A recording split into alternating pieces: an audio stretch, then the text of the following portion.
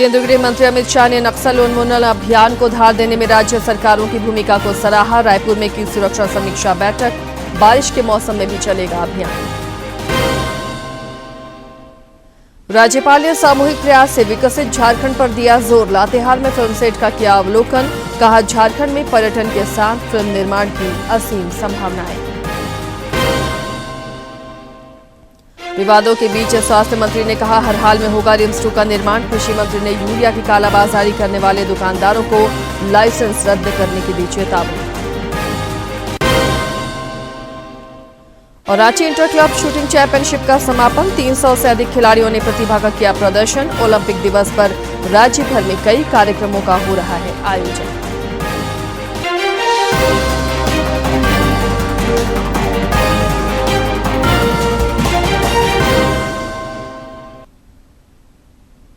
नमस्कार, खबरें झारखंड में आपका स्वागत है। मैं हूं आसिया नाजली और अब समाचारों पर नजर डालते हैं विस्तार से। कृतज्ञ राष्ट्र आज भारतीय जनसंघ के संस्थापक, शिक्षाविद और प्रखर राष्ट्रवादी विचारक डॉक्टर श्यामा प्रसाद मुखर्जी को उनके बलिदान दिवस पर विनीत श्रद्धांजलि अर्पित कर रहा है। प्रधानमंत्री नरेंद्र मोदी ने भी उनके योगदान को याद करते हुए विनम्र श्रद्धांजलि अर्पित की है। पीएम मोदी ने एक्स पर लिखा है कि डॉक्टर श्यामा प्रसाद मुखर्जी को उनके बलिदान दिवस पर कोटि कोटि नमन। उन्होंने देश की अखंडता को अक्षुण्ण रखने के लिए अतुलनीय साहस और पुरुषार्थ का परिचय दिया। राष्ट्र निर्माण में उनका अमूल्य योगदान हमेशा श्रद्धापूर्वक याद किया जाएगा।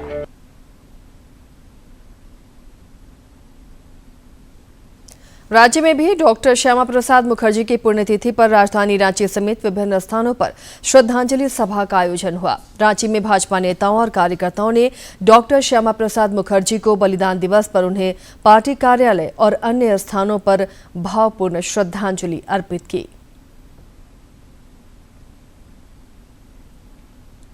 केंद्रीय गृह मंत्री अमित शाह ने नक्सल उन्मूलन अभियान तेज करने के संकेत दिए हैं। उन्होंने छत्तीसगढ़ के रायपुर में सुरक्षा समीक्षा बैठक के दौरान कहा कि नक्सलियों के खिलाफ बारिश के मौसम में भी अभियान चलेगा। इस बैठक में झारखंड समेत अन्य राज्यों के पुलिस अधिकारियों ने हिस्सा लिया। केंद्रीय गृह मंत्री ने नक्सल उन्मूलन अभियान को धार देने में राज्य सरकारों और सुरक्षा बलों के पराक्रम की भी सराहना की। केंद्रीय गृह एवं सहकारिता मंत्री अमित शाह ने कल नक्सलवाद विरोधी अभियान के संबंध में छत्तीसगढ़, आंध्र प्रदेश, तेलंगाना, मध्य प्रदेश, महाराष्ट्र, झारखंड और ओडिशा के जीडीपी, एडीजीपी के एवं वरिष्ठ अधिकारियों के साथ रायपुर में समीक्षा बैठक की अध्यक्षता की।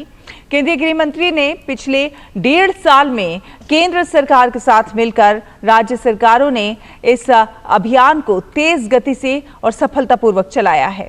अमित शाह ने आगे ये भी कहा कि छत्तीसगढ़ के मुख्यमंत्री और उनके सहयोगियों ने नक्सल विरोधी अभियान को न सिर्फ धार दी है बल्कि समय समय पर इस अभियान का मार्गदर्शन भी किया है। साथ साथ सुरक्षा बलों का हौसला भी बढ़ाया है और संपूर्णता के साथ इस लड़ाई में बहुत बड़ा योगदान दिया है। उन्होंने कहा कि जिस तरह से हमारे सुरक्षा बलों ने पराक्रम दिखाया है और सूचना एजेंसियों ने सटीक रणनीति बनाई है, उसके आधार पर हम इस लक्ष्य को अवश्य प्राप्त कर लेंगे। उन्होंने कहा कि हर वर्ष बारिश के मौसम में आराम करने वाले नक्सली इस बरसात में चैन की नींद नहीं सो पाएंगे क्योंकि हमारे सुरक्षा बलों का ऑपरेशन जारी रहेगा। केंद्रीय गृह मंत्री ने नक्सलवाद के रास्ते पर भटक गए सभी युवाओं से हथियार डालकर राज्य सरकार की आत्मसमर्पण नीति का लाभ उठाने की अपील की है। उन्होंने युवाओं से अपील करते हुए कहा है कि उन्हें विकास यात्रा में जुड़ने का इससे अच्छा मौका नहीं मिलेगा। राज्यपाल संतोष कुमार गंगवार ने कहा है कि प्राकृतिक सौंदर्य से सुशोभित झारखंड में पर्यटन के साथ फिल्म निर्माण के क्षेत्र में भी असीम संभावनाएं हैं। उन्होंने नेतरहाट स्थित लोअर घाघरी क्षेत्र में एक फिल्म के सेट का अवलोकन किया और फिल्म टीम के साथ संवाद किया।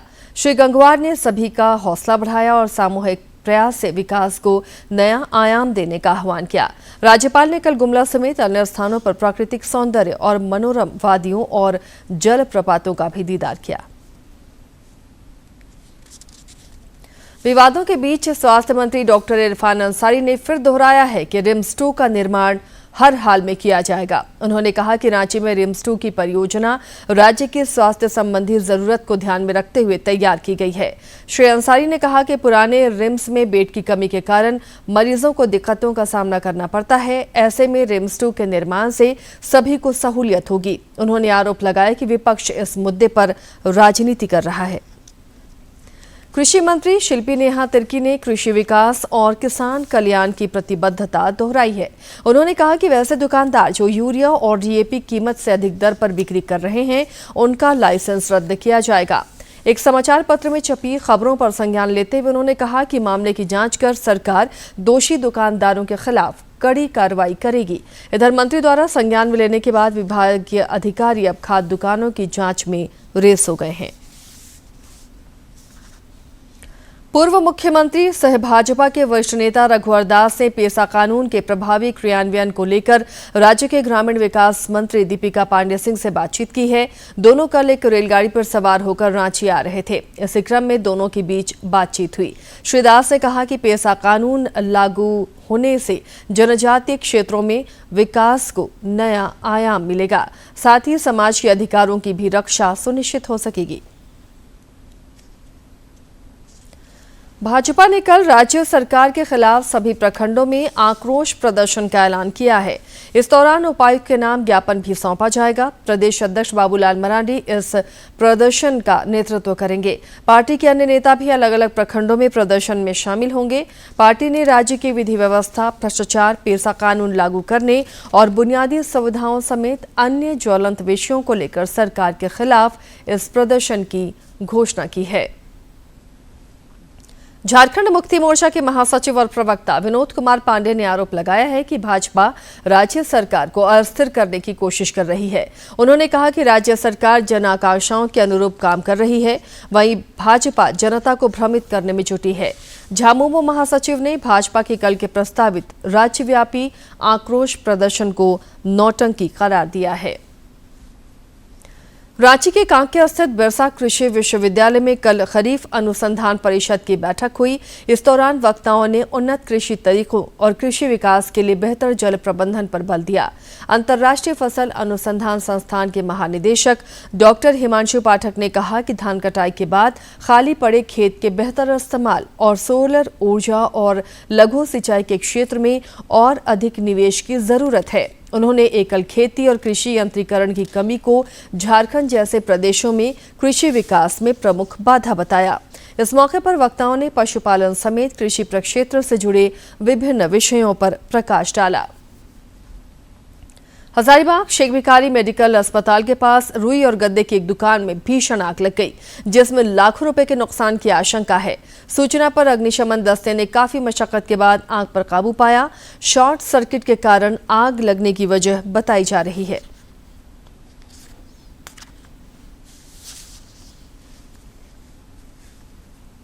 सामने आग लगी है। त्वरित कार्रवाई करते हैं हम लोग 2-3 मिनट के अंदर में अपनी गाड़ियों को मूव कर दिए। घनी आबादी होने कारण 2 गाड़ियां हमने भेजा और आते ही हम लोगों ने 5 से 10 मिनट में आग को नियंत्रित कर लिया। ये आग पहले से लगी थी, जब उनका नियंत्रण नहीं हुआ तब वो हम लोग को सूचना दी। इसलिए थोड़ा जो दुकान में आग लगा था उसका तो अधिकांश सामान जल गया, लेकिन बाकी आग को फैलने से हम लोगों ने पूरी तरह से रोक लिया। प्रधानमंत्री नरेंद्र मोदी के बीते 11 वर्ष महिला सशक्तिकरण को समर्पित रहे हैं। डीडी न्यूज से खास बातचीत के दौरान केंद्रीय महिला एवं बाल विकास मंत्री अन्नपूर्णा देवी ने कहा कि इन 11 वर्षों में महिलाओं और बच्चों के कल्याण के क्षेत्र में सरकार ने नई इबारत लिखी है। आज हम देखें तो 42% कार्यबल में महिलाओं की भागीदारी है, जबकि अगर हमें विकसित भारत बनना है 2047 तक हमको ये भागीदारी बढ़ाकर 70% करनी होगी। तो क्या आपको लगता है कि ये बहुत महत्वाकांक्षी लक्ष्य है या फिर इसको हासिल करने को लेकर भी आत्मविश्वासी है सरकार? महिला के नेतृत्व में विकास माननीय प्रधानमंत्री जी का लक्ष्य है और महिलाओं के कार्यबल में भागीदारी हेतु अभी हमने जो एक मिशन पालना के साथ साथ क्रैश की व्यवस्था, आंगनवाड़ी केंद्रों में आंगनवाड़ी कम क्रैश की व्यवस्था, ताकि जो कामकाजी महिलाएं हैं अपने बच्चों को वहां रखकर वो काम के लिए जा सकती है। उसी तरह से जो हमारा सखी निवास है वहाँ पर भी हमारी महिलाएं रह सकती है और साथ ही साथ अभी स्पेशल असिस्टेंट के तहत हम लोगों ने सभी राज्यों में कामकाजी महिलाओं के लिए हॉस्टल के लिए भी स्वीकृति दिया है, ताकि हमारा लक्ष्य बढ़ सके। जो हमारा जो एक उद्देश्य है कि कार्यबल में महिलाओं की भागीदारी बढ़ सके, तो उसके लिए जो हॉस्टल की स्वीकृति हुई है, निश्चित रूप से उनके लिए एक सुरक्षित स्थान रहेगा। उसके साथ सीबॉक्स पोर्टल की बात हम करेंगे, पॉस एक्ट के तहत सीबॉक्स पोर्टल, ताकि कार्यस्थल पर जो महिलाएं हैं उनको एक अच्छा माहौल मिल सके। और सीबॉक्स पोर्टल के तहत भारत सरकार के सभी विभाग ऑनबोर्ड हो चुके हैं, और हमने जो प्राइवेट सेक्टर में है भी है, प्राइवेट सेक्टर भी उसमें ऑनबोर्ड हो रहा है। तो उसमें दो तरह की कमिटियां होती है, इंटरनल कमिटी भी होती है और लोकल कमिटी होती है। तो उस कमिटी के माध्यम से चूंकि जब अगर किसी के साथ किसी भी तरह की जो महिलाएं काम कर रही हैं, सेक्सुअल कोई परेशानी होती है, तो वहाँ पे वो कंप्लेन दर्ज कर सकती है। और बिल्कुल वो कंप्लेन बिल्कुल सार्वजनिक नहीं होता है, और उसके बाद उसकी सुनवाई होती है। उसको हम अपने स्तर से भी, हम लोग डिपार्टमेंट के स्तर से भी उसको मॉनिटरिंग करते हैं। 181 जो महिला हेल्पलाइन नंबर है, तो हेल्पलाइन नंबर के माध्यम से भी हम कहीं भी अगर कोई संकट में फंसी महिला है, उसमें अगर वो फ़ोन करे तो तुरंत उनकी सुनवाई होती है, और 112 के साथ इंटीग्रेटेड है, ताकि उनको हर तरह की सुविधाएं मिल सके। तो इस तरह बहुत सारे इनिशिएटिव डिपार्टमेंट की ओर से पिछले 11 वर्षों में लिए जा रहे हैं, ताकि कार्यबल में महिलाओं की भागीदारी बढ़े और जो विकसित भारत के संकल्प को सिद्धि तक पहुंचाने में उनकी अहम भूमिका रह सके। सेवा और सुशासन के क्षेत्र में भी देश में बीते 11 वर्षों में कई कदम उठाए गए हैं। गरीब कल्याण पर भी सरकार का फोकस रहा है। 80 करोड़ से ज्यादा गरीब भाई बहनों को हर महीने परिवार के हर सदस्य को 5 किलो गेहूं या 5 किलो चावल मुफ्त मुहैया कराया जाएगा। 26 मार्च 2020 में कोरोना प्रकोप के बीच प्रधानमंत्री नरेंद्र मोदी ने प्रधानमंत्री गरीब कल्याण अन्न योजना की शुरुआत की। इसका मकसद देश के गरीब और प्रवासी परिवारों को हर महीने 5 किलो मुफ्त राशन उपलब्ध कराना है। प्रधानमंत्री गरीब कल्याण अन्न योजना की शुरुआत देश में कोविड-19 के कारण उत्पन्न आर्थिक व्यवधानों के कारण गरीबों और जरूरतमंदों को होने वाली कठिनाइयों को कम करने के उद्देश्य से शुरू की गई थी। कोविड संकट को देखते हुए प्रधानमंत्री गरीब कल्याण अन्न योजना के अंतर्गत मुफ्त खाद्यान्न का आवंटन नियमित आवंटन के अतिरिक्त था। प्रधानमंत्री गरीब कल्याण अन्न योजना के पहले चरण से 7वें चरण तक 28 महीनों के लिए लगभग 1118 लाख मैट्रिक टन खाद्यान्न आवंटित किया गया, जिसकी कुल लागत लगभग 3.91 लाख करोड़ रुपए है। केंद्र सरकार ने गरीब लाभार्थियों के वित्तीय बोझ को कम करने और अधिनियम के राष्ट्रव्यापी एकरूपता और प्रभावी कार्यान्वयन को सुनिश्चित करने के लिए प्रधानमंत्री गरीब कल्याण अन्न योजना के अंतर्गत 1 जनवरी 2023 से शुरू होने वाली 1 वर्ष की अवधि के लिए राष्ट्रीय खाद्य सुरक्षा अधिनियम लाभार्थी यानी अंत्योदय अन्न योजना परिवारों और प्राथमिकता प्राप्त परिवार लाभार्थियों को मुफ्त में खाद्यान्न उपलब्ध कराने का फैसला किया था। प्रधानमंत्री गरीब कल्याण अन्न योजना के अंतर्गत मुफ्त खाद्यान्न वितरण की अवधि 1 जनवरी 2024 से अगले 5 साल के लिए बढ़ा दी गई है। एक राष्ट्र एक राशन कार्ड के अंतर्गत जो राशन कार्ड की पोर्टेबिलिटी की एक सफल पहल है, कोई भी लाभार्थी देश भर में किसी भी एफपीएस से खाद्यान्न प्राप्त कर सकता है। अब पूरे भारत के लिए एक राशन कार्ड की व्यवस्था भी हो रही है, यानी एक राष्ट्र एक ration card, 1 nation 1 ration card. इसका सबसे बड़ा लाभ उन गरीब साथियों को मिलेगा जो रोजगार या दूसरी आवश्यकताओं के लिए अपना गांव छोड़ करके कहीं और जाते हैं, किसी और राज्य में जाते हैं। अब डिजिटल प्रमाणीकरण ई-केवाईसी से सार्वजनिक वितरण प्रणाली में लीकेज रुका है और भ्रष्टाचार में काफी कमी आई है। करीब 5.8 करोड़ नकली या डुप्लीकेट राशन कार्ड रद्द हुए हैं, जिससे व्यवस्था और मजबूत हुई है। साथ ही पात्र हितग्राहियों तक योजना का लाभ पहुंचा है। योजना के तहत अप्रैल 2020 से मार्च 2025 तक 2131 लाख मैट्रिक टन अनाज का वितरण किया गया है, जिसके लाभार्थी का आंकड़ा 81 करोड़ पहुंच गया है। यह योजना दुनिया की सबसे बड़ी खाद्य सुरक्षा योजना है। इस योजना के माध्यम से 80 करोड़ से ज्यादा लोगों को हर महीने 5 किलो मुफ्त खाद्यान्न उपलब्ध कराया जा रहा है। इस योजना ने एक ओर जहां बड़ी संख्या में लोगों की खाद्य सुरक्षा पुख्ता की है, वहीं दूसरी ओर कुपोषण की समस्या को भी काफी हद तक कम करने का काम किया है। कैमरामैन कुमार दत्ता के साथ अजीत द्विवेदी, डीडी न्यूज, दिल्ली। पिछले 11 वर्षों में देश में महिलाओं के नेतृत्व में विकास की नई परिपाटी शुरू हुई है, जिससे आधी आबादी सशक्त हो रही है। पुरुष प्रधान माइनिंग जैसे क्षेत्रों में भी महिलाओं ने कदम आगे बढ़ाया है। झारखंड की आकांक्षा कुमारी भूमिगत खदान में काम करने वाली देश की पहली महिला इंजीनियर हैं, जिन्होंने अपनी दक्षता और क्षमता से नारी शक्ति का लोहा मनवाया है। ये रांची का चूरू माइंस है और यहाँ देश की पहला माइनिंग इंजीनियर आकांक्षा हमारे साथ बातचीत करने के लिए है। देश में अभी भी हालांकि महिला माइनिंग इंजीनियरों की कमी है, लेकिन जो महिला सशक्तिकरण की वानगी देश में देखने को मिल रही है, उसकी आकांक्षा एक मिसाल है। मैं शुरुआत की माइनिंग में जर्नी 2018 से स्टार्ट की हूँ। मैं 3 साल पहले वेदांता में काम की, वो भी अंडरग्राउंड माइंस थी। फिर 4 साल से मैं यहाँ काम कर रही हूँ, तो टोटल 7 साल का अंडरग्राउंड एक्सपीरियंस है।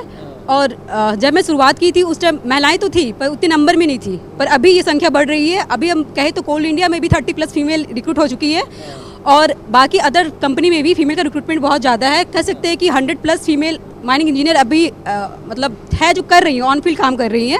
और आपको एक बात और बता देंगे कि इवन अभी डिप्लोमा में भी फीमेल रिक्रूट हो मतलब आ रहे कोर्सेज ले रही है। चूरी में अभी 4 जो फीमेल है वो डिप्लोमा की ट्रेनिंग कर रही है। मतलब अब फीमेल की संख्या धीरे धीरे माइनिंग में बढ़ रही है और आने वाले टाइम में और बढ़ेगा। तो प्रधानमंत्री नरेंद्र मोदी का जो फोकस है कि महिलाओं का सशक्तिकरण हो, महिला आत्मनिर्भर हो, आकांक्षा उसकी एक वानगी भी है कि माइंस जैसे क्षेत्र जिसे माना जाता था कि पुरुषों के लिए प्रधान क्षेत्र ये है, उस क्षेत्र में अब आकांक्षा अपना दबदबा बना रही है। और प्रधानमंत्री की जो चाहे वो बेटी बचाओ बेटी पढ़ाओ की सोच हो या महिला सशक्तिकरण की वो सोच हो या ड्रोन दीदी जैसे कॉन्सेप्ट है, वो तमाम तरह की चीज़ें हैं, उसको आकांक्षा जैसी महिलाओं से एक तरीके से हम कहते हैं कि हौसला मिलता है, मनोबल बढ़ता है। क्या? हाँ, ये आप सही कहे, क्योंकि ये तभी संभव हो पाया। पहले तो ओपन कास्ट में अलाउ था, पर डे टाइम पे अलाउ था, लेकिन जब से अमेंडमेंट 2019 में अमेंडमेंट आया, उससे महिलाओं को अंडरग्राउंड में भी काम करने के लिए आज़ादी दी गई। लेकिन अभी भी इसमें रिस्ट्रिक्शन है, जो शाम के 7 बजे तक फीमेल अंडरग्राउंड में काम कर सकती है, लेकिन ओपन कास्ट में वो टाइम 24 आवर्स कर दिया गया है। तो अभी भी कुछ रिस्ट्रिक्शन महिलाओं के लिए अभी भी इम्पोज किया है। उनकी सेफ्टी और सुरक्षा को देखते हुए ये किया गया होगा और इन फ्यूचर आने वाले समय में भी शायद ये रिस्ट्रिक्शन खत्म हो जाए। तो आने वाले दिनों में ये रिस्ट्रिक्शन खत्म हो जाए और महिलाओं के लिए एक लगातार माहौल पैदा हो रहा है, चाहे वो कोल इंडिया हो, CCL हो या तमाम जो दूसरी कंपनियां जहां माइनिंग का काम होता है और वहां पर कोयले का उत्पादन होता है। तो किस तरीके से आप देखते हैं ये प्रधानमंत्री नरेंद्र मोदी का जो 11 वर्षों का कार्यकाल है और उस दौर में इस तरीके से महिलाओं को आगे बढ़ाया जाए? हाँ, इस कार्यकाल में महिलाएं बहुत आगे गई है। जब मैं पास आउट हुई थी तो लोगों का यही कहना था कि तुम्हारा क्या कंट्रीब्यूशन होगा, तुम्हें तो रिक्रूट कहीं नौकरी मिलेगी नहीं, सिर्फ ओपन कास्ट में मिलेगी, अंडरग्राउंड के लिए तुम तो हो ही नहीं, तुम्हें तो परमिशन ही नहीं है। पर उसी ईयर 2018 में मुझे याद है उस टाइम पहली पायलट फाइटर का वो हुआ था, अलाउ हुआ था और 3 फीमेल पायलट फाइटर मतलब रिक्रूट हुए थे। हाँ, तो वो एक उसी टाइम मेरे मन में वो था कि शायद अब शुरुआत हुआ है कि नहीं महिलाओं को भी रिकॉग्निशन मिलेगा, क्योंकि एक से वो शुरुआत था कि नहीं अब तो इस फील्ड भी पीछे नहीं रहेगा, इसमें भी मौका मिलेगा। और सेम वही सोच के साथ मैं आगे बढ़ी थी और 2018 अगस्त के आसपास वो आया था और हमारा जनवरी 2019 में आया था। तो 6 महीने के अंदर ही फिर चुनौतियां अभी भी देखते हैं आप महिलाओं के सामने? महिलाओं के साथ में चुनौतियां तो है, एक तो फिजिकल चैलेंज तो है ही, तो उसके लिए डेवलपमेंट टेक्नोलॉजी आ रहा है, वो चैलेंजेस धीरे कम हो रही है। कुछ चैलेंजेस ऐसी है जो जिस पे अभी काम हो रहा है और अच्छी बात यह है कि लोग सपोर्ट करते हैं, वो चाहे घर वाले हो, चाहे हम जहाँ काम कर रहे हैं या फिर जहाँ हम आ रहे हैं जिस माइंस में। आप 100 मीटर मैं सरफेस से नीचे हूँ, मेरे वर्कफोर्स जो है वो सारे मेल है, लेकिन आप मतलब ऐसा ये कह नहीं सकते कि कोई आपको मिसबिहेव करेगा, ऐसा कुछ नहीं है। हम अगर पोलाइट हम सब है तो हमारा मतलब कहना कि आप चाह ले तो माहौल बदला है देश में और सपोर्ट भी करते हैं। तो एक माहौल बदला है, बदलाव की कहानी लिखी जा रही है, सोच बदली है कि महिलाएं किसी भी फील्ड में पीछे नहीं है। और ये जिस माइंस में हम खड़े हैं वो एक वानगी है, वो एक झलक है कि किस तरीके से देश में पिछले 11 वर्षों में परिवर्तन हुआ है। सेवा सुशासन का जो काल ये चल रहा है उसमें किस तरीके से बदलाव हुए हैं और महिला सशक्तिकरण की जो वानगी है वो भी लगातार देखने को मिल रही है। अपने सहयोगी करमवीर और अवधेश के साथ मैं दिवाकर कुमार, दूरदर्शन समाचार, रांची। ईरान और इजराइल के बीच संघर्ष जारी है। ईरान में फंसे भारतीयों को ऑपरेशन सिंधु के जरिए सुरक्षित स्वदेश लाया जा रहा है। अब तक 1700 से अधिक भारतीय स्वदेश लौट चुके हैं। 71 से 285 भारतीय नागरिक नई दिल्ली पहुंचे और इस तरह ईरान से अब तक कुल 1713 भारतीयों को वापस भारत लाया जा चुका है। विदेश मंत्रालय इसके लिए पहले से ही कई हेल्पलाइन नंबर भी जारी कर चुका है। इनमें से एक टोल फ्री नंबर 1800-118797 है और साथ ही साथ 3 लैंडलाइन नंबर भी जारी किए गए हैं। 91112301 2113 91112301 4104 और 911123017905 शामिल हैं। साथ साथ एक समर्पित व्हाट्सएप नंबर भी जारी किया गया है जो है 9968291988। साथ ही साथ एक ईमेल भी है जिस पर लोग संपर्क कर सकते हैं situationroom@mea.gov.in। ऑपरेशन सिंधु भारत की तेज और निर्णायक कूटनीति का उदाहरण है जो कि दिखाता है कि संकट की घड़ी में भारत अपने नागरिकों की सुरक्षा को सर्वोपरि मानता है। बस यही कहना चाहेंगे कि बहुत बहुत शुक्रिया इंडियन एम्बेसी, बहुत बहुत शुक्रिया प्रधानमंत्री जी, बहुत बहुत शुक्रिया इंडिया। आप बताइए। मोदी जी की बहुत बहुत धन्यवाद। हम लोग तो उम्मीद नहीं समझ रहे थे कि वापस आएंगे इतने, लेकिन सरकार ने बहुत बड़ा काम किया जो हम लोग आ गए हैं वापस। मुश्किल था वहाँ पे, है ना जी, काफी मुश्किल था। हम बहुत फख्र महसूस कर रहे हैं कि हम भारत देश के निवासी हैं जिन्होंने जिसके इतने अच्छे प्राइम मिनिस्टर हैं कि हमको इतनी अच्छे से निकाल लिया, हमें कोई दिक्कत नहीं होने दी, सारी सुविधाएं मिली हैं। आपातकाल के 50 वर्ष पूरे होने पर 25 जून को देश भर में संविधान हत्या दिवस मनाया जाएगा।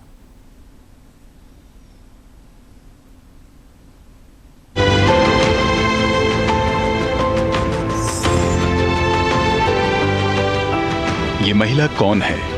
हम में से अधिकांश लोग इन्हें नहीं पहचानते होंगे क्योंकि इनकी कहानी देश की नई पीढ़ी से हमेशा छिपाई गई है। ये दक्षिण भारतीय फिल्मों की लोकप्रिय अभिनेत्री स्नेहलता रेड्डी हैं। लेकिन यह इनका एकमात्र परिचय नहीं है। स्नेहलता रेड्डी आज से 50 साल पहले इस देश पर थोपी गई बर्बर तानाशाही का एक ऐसा प्रतीक है जिनके बारे में हर किसी को जानना चाहिए। स्नेहलता रेड्डी एक जागरूक महिला थी और इसीलिए फिल्मों के अलावा सामाजिक कार्यों से भी जुड़ी हुई थी। जब 1975 में तत्कालीन पीएम इंदिरा गांधी ने आपातकाल की घोषणा की तो वो इस फांसीवाद के विरुद्ध सड़कों पर उतर गईं। उन्होंने इमरजेंसी के विरोध में शांतिपूर्ण प्रदर्शन किया, लेकिन तब की इंदिरा सरकार के लिए स्नेहलता का इससे भी बड़ा दोष ये था कि वो समाजवादी नेता जॉर्ज फर्नांडिस की मित्र थी। पत्रकार कुलदीप नैयर ने अपनी पुस्तक इमरजेंसी रिटोल्ड में बताया है कि जेल में स्नेहलता की कोठरी में पेशाब घर की जगह पर कोने में एक छेद बना हुआ था और दूसरे छोर पर लोहे का एक जालीदार दरवाजा लगा था। कन्नड़ की इस प्रख्यात अभिनेत्री को जेल के फर्श पर सोकर कई रातें बितानी पड़ी। पूरे 8 माह तक स्नेहलता रेड्डी को जेल में प्रताड़नाएं दी गईं।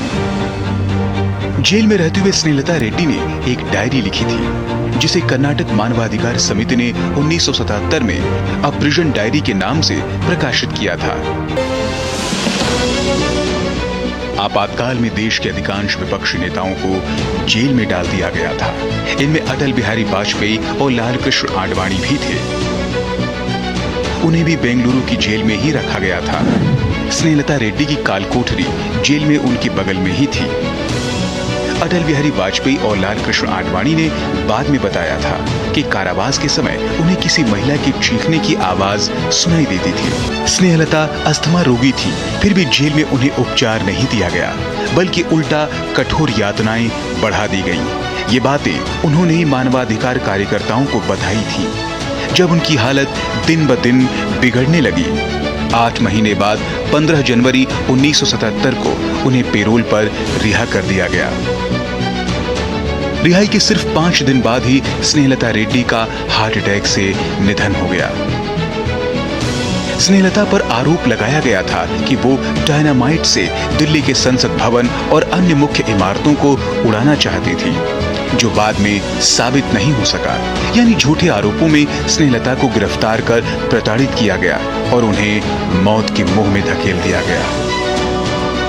स्नेहलता अकेली नहीं, ऐसी कई युवतियां और युवक थे जिनका इमरजेंसी के नाम पर अंत कर दिया। स्वतंत्र भारत ने इससे पहले न ऐसा फांसीवाद देखा, न इसके बाद।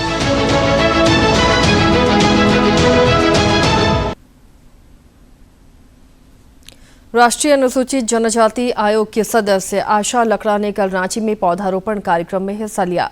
एक पेड़ मां के नाम अभियान के तहत बाजार समिति प्रांगण में उन्होंने पौधारोपण कर पर्यावरण संरक्षण का संदेश दिया।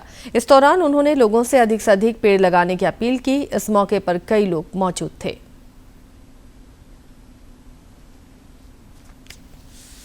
और अब कुछ खबरें देखते हैं राज्य के विभिन्न जिलों से फटाफट अंदाज में।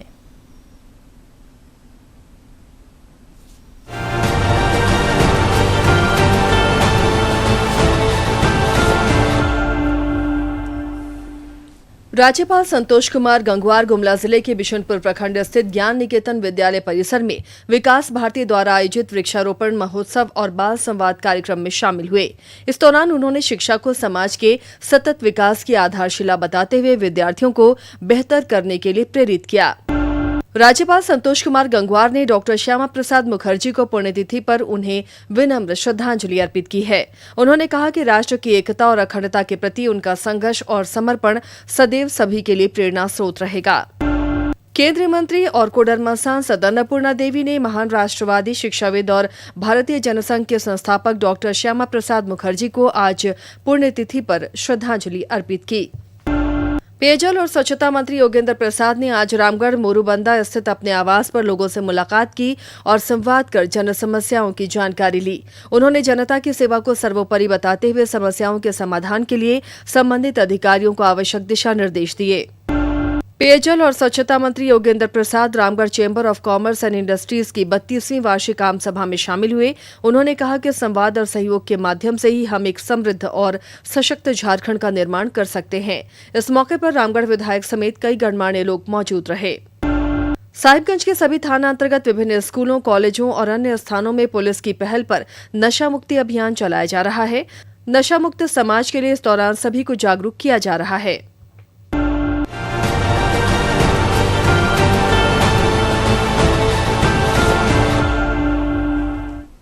और अब चलिए जानते हैं मौसम का मिजाज। संथाल परगना के जिलों में आज भारी बारिश हो सकती है। वहीं 24 और 25 जून को खूंटी, गुमला और पश्चिमी सिंहभूम जैसे जिलों में भारी बारिश का पूर्वानुमान जताया गया है। मौसम विज्ञान विभाग ने बताया कि बंगाल की खाड़ी में निम्न दबाव का क्षेत्र फिर बन रहा है, जिसका असर पूरे झारखंड में दिखेगा। इधर कल भी राज्य के कई हिस्सों में अच्छी बारिश हुई। रांची में तो 1 घंटे में 102.8 मिलीमीटर बारिश रिकॉर्ड की गई। जोरदार बारिश की वजह से कई निचले इलाकों में जल जमाव हो गया और कुछ क्षेत्रों में काफी देर तक पावर कट भी रहा, जिससे लोग परेशान रहे। Ranchi inter club shooting championship का कल समापन हो गया। 4 दिवसीय शूटिंग चैंपियनशिप में 300 खिलाड़ियों ने हिस्सा लिया और प्रतिभा का परिचय कराया। 25 मीटर रिवॉल्वर स्पर्धा में प्रशांत चांडेले ने पहला स्थान हासिल किया। वहीं 25 मीटर स्टैंडिंग राइफल वर्ग में शिखा शीर्ष पर रही। अन्य खिलाड़ियों ने भी सटीक निशाना साधकर पदक जीतकर अपनी प्रतिभा का लोहा मनवाया। समापन समारोह के मौके पर अल्पसंख्यक आयोग के अध्यक्ष हिदायतुल्लाह खान और झारखंड स्टेट राइफल एसोसिएशन के अध्यक्ष दिवाकर सिंह समेत कई लोग मौजूद रहे। सभी ने विजेता खिलाड़ियों को सम्मानित कर उनका हौसला बढ़ाया। झारखंड समेत देश दुनिया में आज ओलंपिक दिवस पर कई कार्यक्रम आयोजित किए जा रहे हैं। रांची समेत विभिन्न जिलों में भी इस उपलक्ष्य में विभिन्न खेल प्रतियोगिताएं आयोजित की जा रही हैं। रांची में आज साइकिलिंग, फुटबॉल मैच और क्रॉस कंट्री दौड़ भी आयोजित की गई, जिसमें लोगों ने बढ़ चढ़कर हिस्सा लिया। इसके साथ ही इस बुलेटिन में फिलहाल इतना ही, लेकिन चलते चलते एक बार फिर से नजर डाल लेते हैं सुर्खियों पर।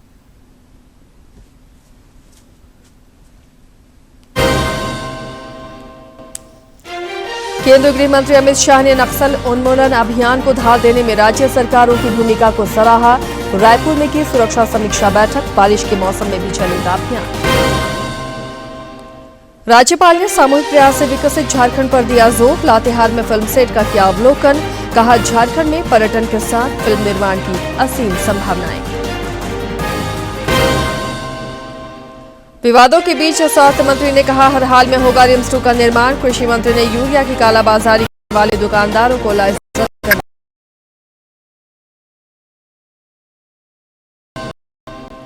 और Ranchi inter club shooting championship का समापन, 300 से अधिक खिलाड़ियों ने प्रतिभा का किया प्रदर्शन। ओलंपिक दिवस पर राज्य भर में कई आयोजन।